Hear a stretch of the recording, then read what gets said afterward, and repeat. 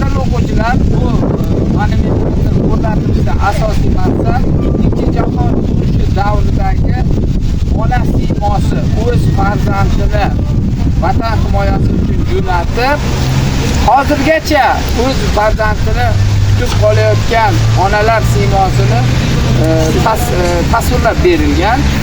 Bilasizlar, bu sizlar bilan o'tganmiz jahon urushlari haqida. Ikkinchi jahon urushining mash'um oqibatlariga mana 80 yil bo'ldi.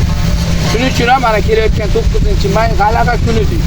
O'sha sobiq ittifoq davrida bizning mamlakatimiz ham SSR tarkibida bo'lgan davrda, sobiq SSR tarkibida bo'lganda, o'shada O'zbekistondan ham 1.953.000 kishi urushga ketgan va 530 mingga yaqin inson qaytib kelmagan o'z yurtiga.